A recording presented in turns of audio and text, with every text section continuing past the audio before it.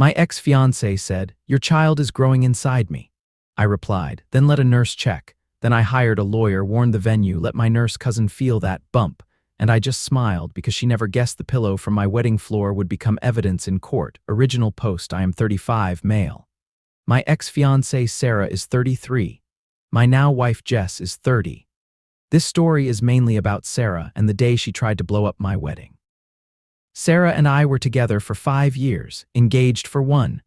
We lived in a small apartment in Austin, no kids, just shared bills and a lot of stress. She loved drama, that was clear early on. Every week there was a new enemy, a coworker who stole her idea, a friend who did not text back fast enough, an ex who would not leave her alone.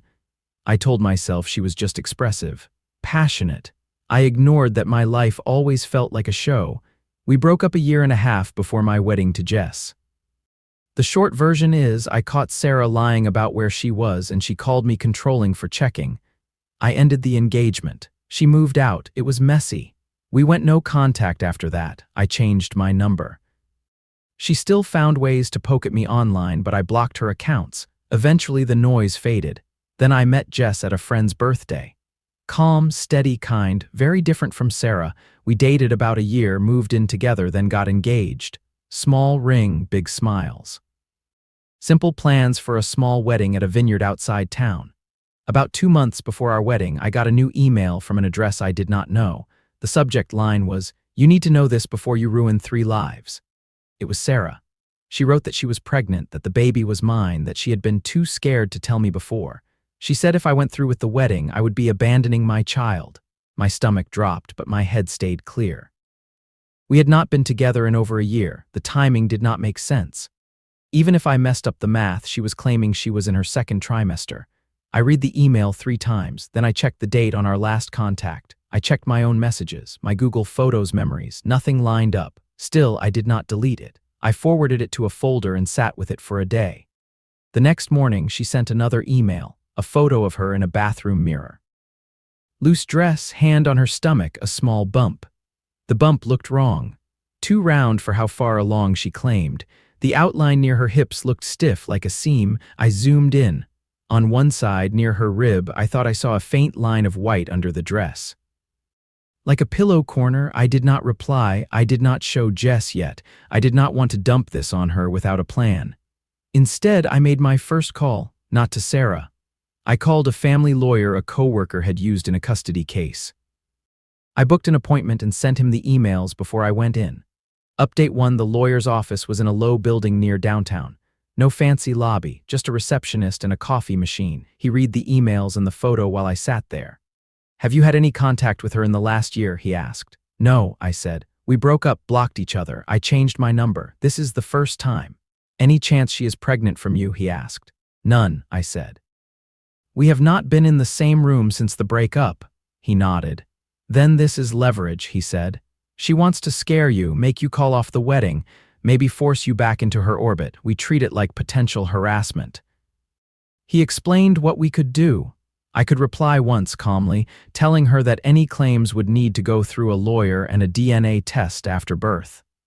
I could state I would not discuss it privately. If she escalated, we could document everything. "What if she shows up at the wedding?" I asked. He did not blink. "Then you have security escort her out," he said. "If she causes a scene, you do not engage. If she threatens or refuses to leave, we get a police report. That helps if we need a protection order."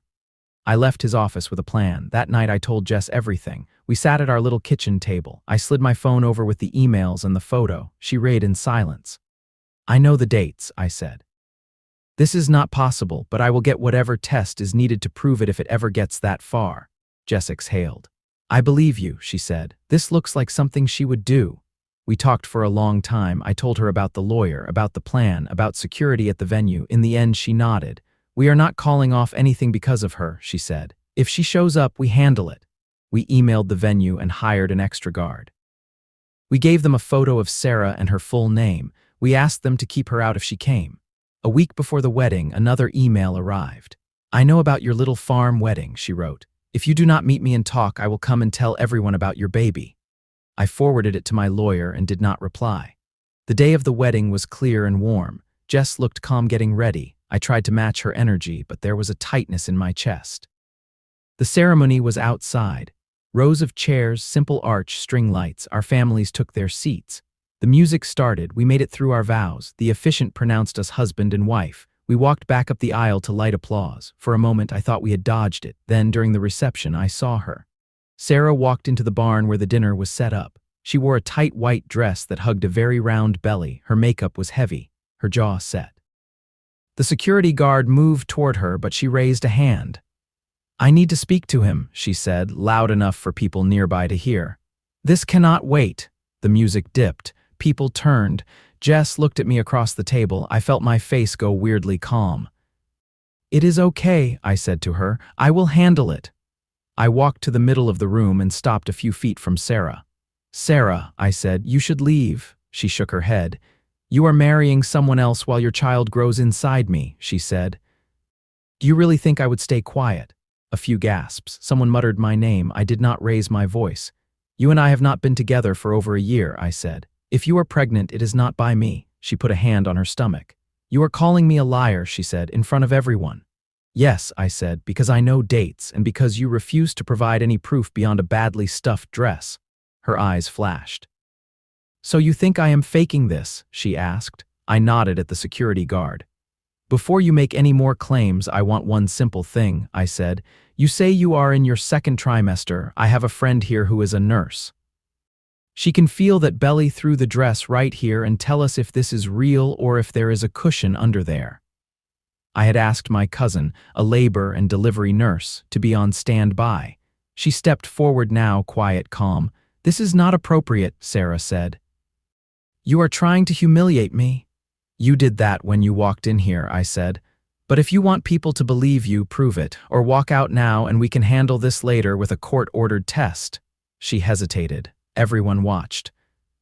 Then she made her mistake. "Fine," she said. "Let her." My cousin stepped close and gently rested her hands on Sarah's bump. Even through the dress, it took about 2 seconds. Her eyebrows went up. "This is not a pregnancy belly," she said. "It feels like padding." Sarah slapped her hands away. "You are ganging up on me," she said. "You are all on his side." As she moved, the dress shifted. The edge of a beige pillow pad peeked out near her rib. A small piece of tape came loose and fluttered to the floor. The room went very quiet. I looked at the guard. "Please escort her out," I said. "She is no longer welcome here." Sarah's face twisted, but the fight was gone. The guard guided her toward the door. She jerked once and the pillow slid a little more, breaking the shape of the bump. Jess walked up to me, took my hand, and squeezed. "Still want a party?" she asked softly. "Yes," I said. "More than before." We went back to our table. Someone turned the music up a little. Conversations picked back up, shaky at first, then normal. The wedding went on. Update 2: the next day, the online part started. Sarah posted on Facebook and Instagram about a man who abandoned his pregnant ex at his wedding and a groom who assaulted a pregnant woman. She did not use my name, but she tagged the venue. People who knew us connected the dots. I did nothing publicly.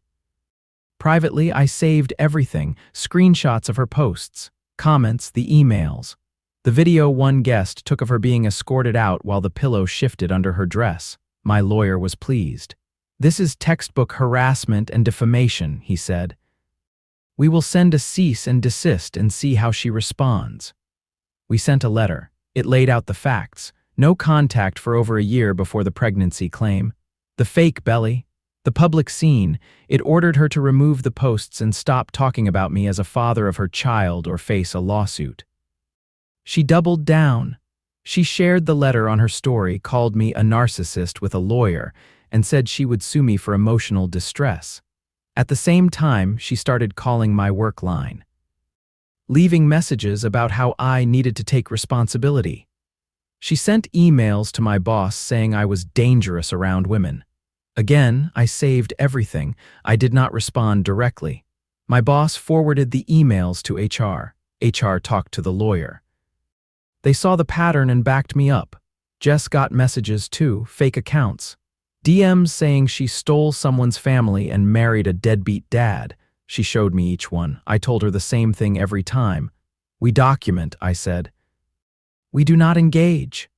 After 2 months of this, my lawyer filed for a protection order. We brought the emails, the social media posts, the phone logs, and the video.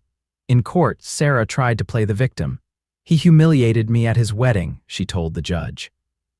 "I panicked. I wore padding because I thought I looked small. I am really pregnant. I lost the baby after the stress he caused."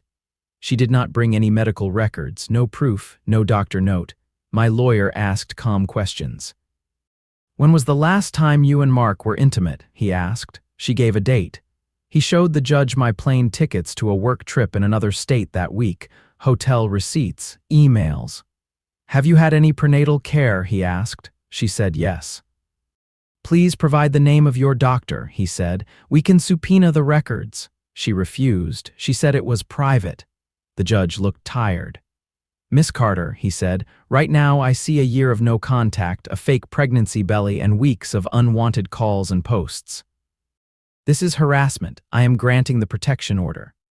For a year, she was barred from contacting me or Jess directly. No calls, no messages, no third-party harassment, no showing up at our home or work or any event we were at. If she broke it, she could be arrested. We also filed a civil claim for defamation and intentional infliction of emotional distress. My lawyer knew we were unlikely to get a huge payout, but that was not the point. "It sets a line," he said. After the protection order, her tone changed. Her lawyer reached out and suggested a settlement. She would delete all posts, agree not to mention me or Jess on any public page, and pay part of my legal fees. In return, we would drop the civil claim. Jess and I talked. "I do not care about money," she said. "I care about being left alone." We agreed. Sarah signed the settlement. The posts disappeared. Her accounts went quiet. I felt something in my chest unclench. Not all at once, but enough to notice. Update 3, about a year later, near the end of the protection order, Sarah tried one more move. Her lawyer emailed mine and said she wanted a mediated conversation for closure. He said she regretted how things had gone and wanted to apologize in person. I said no. He pressed a little. "She feels she cannot move on without closure," he wrote. My answer was simple. "She can find closure in therapy," I wrote back. "I have mine." After the order expired, she sent one direct email to a throwaway address she still had for me from the old days. I almost missed it. The subject line was, "I am sorry." The body was long. She said she had been in a bad place, that she thought a pregnancy would bring me back, that she did not know how else to get my attention. She claimed she had lost herself and was trying to be better. At the end, she asked if we could ever be friends. Or at least talk on the phone. I read it twice. Then I wrote one line. "I accept that you are trying to change, but I will never have contact with you again." I hit send and blocked the address. She did not reach out again after that. Maybe she finally understood. Maybe she found a new story somewhere else. Either way, she was out of mine. Final update: it has been 3 years since the wedding and the fake pregnancy. Life with Jess is mostly quiet. We have a small house now. A backyard where she grows herbs that usually die in August. A dog that steals socks. Dinners that are more leftovers than fancy. We laugh a lot, sometimes about heavy things, sometimes about nothing. Every now and then the wedding comes up. Friends joke about that one guest with the pillow. We keep it light. We do not have kids yet. We are talking about it. When we do, there will be real bumps and real test results and no questions about who belongs where. I heard that Sarah moved to another city. A friend of a friend said she works at a coffee shop and posts less online. No big drama, no long rants, just photos of lattes and sunsets. I do not wish her harm. I do not wish her well either. I feel nothing much when I hear her name, just a distant memory of a younger version of myself who stayed too long in a story that was not healthy. At a family barbecue a few months ago, my teenage cousin asked about the rumor. "Did someone really fake a baby at your wedding?" he said. Jess and I looked at each other. "Yes," I said. "Someone tried to use a fake pregnancy to stop the wedding. It did not work." He asked why I was not angry. "I was angry," I said. "Now I am just careful. I learned what happens when you ignore small lies. They grow." He nodded and went back to his plate. Later that night, Jess and I were cleaning up. She picked up a small throw pillow that had fallen on the floor. She stuck it under her shirt, made a fake bump, and gave me a flat look. "Second trimester," she said. "Do you believe me?" I laughed, shook my head, and took the pillow back. That is all Sarah is for me now. Not a wound, not a threat. Just a reminder that some people will do anything to keep their place in your story, even if they have to stuff their clothes to make it fit. You cannot stop them from trying. You can only decide how long you let them stay in the room.